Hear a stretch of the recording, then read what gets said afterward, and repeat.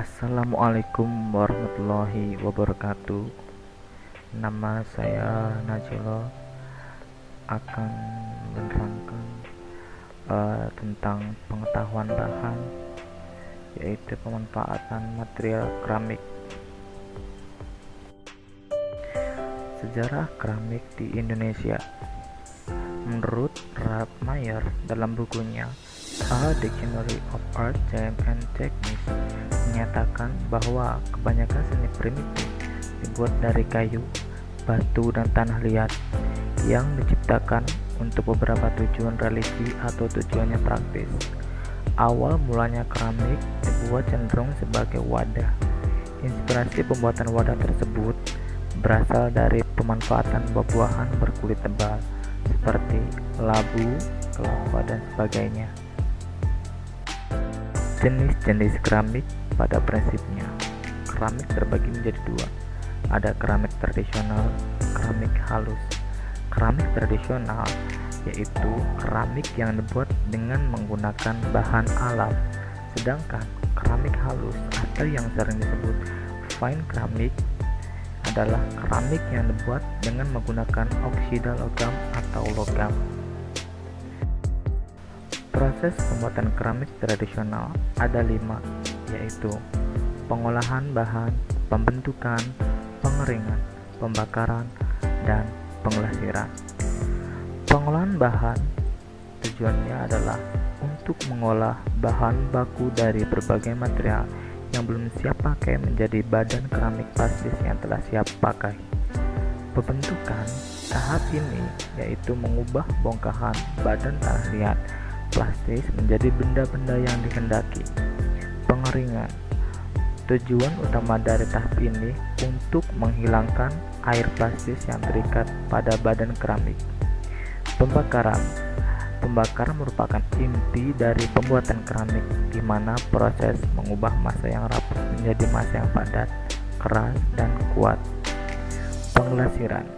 Fungsi glasir pada produk keramik untuk menambah keindahan supaya lebih kedap air dan menambah efek-efek tertentu sesuai keinginan. Lanjut, jenis keramik dari segi kepadatan. Ada gerabah, keramik batu, porselin, dan keramik baru. Gerabah dibuat dari jenis bahan tanah liat dan mudah dibentuk dan dibakar pada suhu maksimum 1000 derajat.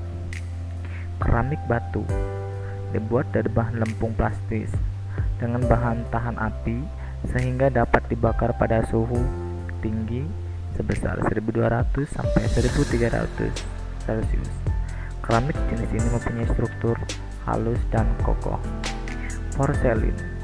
Jenis keramik ini dibuat dari bahan lempung murni yang tahan api seperti kaolin, aluminium, dan silika.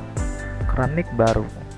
Keramik baru adalah keramik yang secara teknis diproses untuk keperluan teknologi seperti peralatan mobil, listrik, konstruksi, komputer, dan lain sebagainya. Proses pembuatan keramik industri. Proses pembuatan keramik industri ini ada 2, yaitu ada pembentukan dan densifikasi. Proses pembentukan ada 4, yaitu slide casting, pressure casting, injection molding, dan extrusion.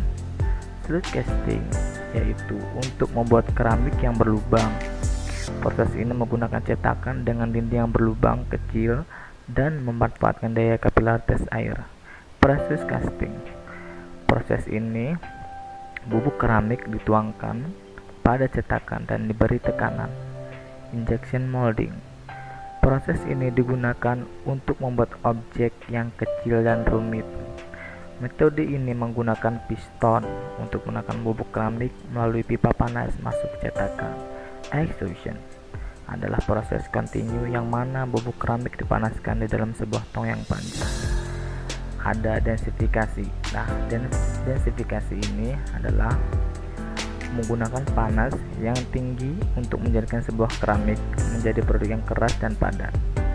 Keramik dipanaskan pada tungku dengan temperatur antara 1000 sampai 1700.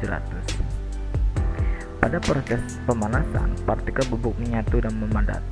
Proses pempadatan ini menyebabkan objek keramik menyusut hingga 20% dari ukuran aslinya.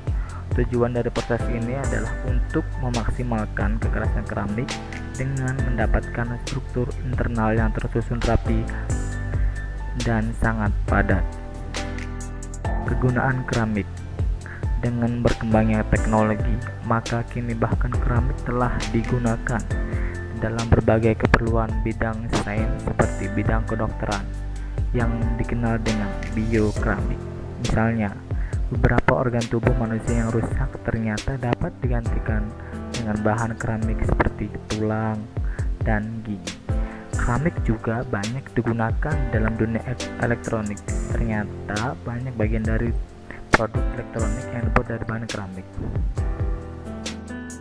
Mungkin itu saja yang saya informasikan dan saya sampaikan. Kurang lebihnya mohon maaf. Wassalamualaikum warahmatullahi wabarakatuh.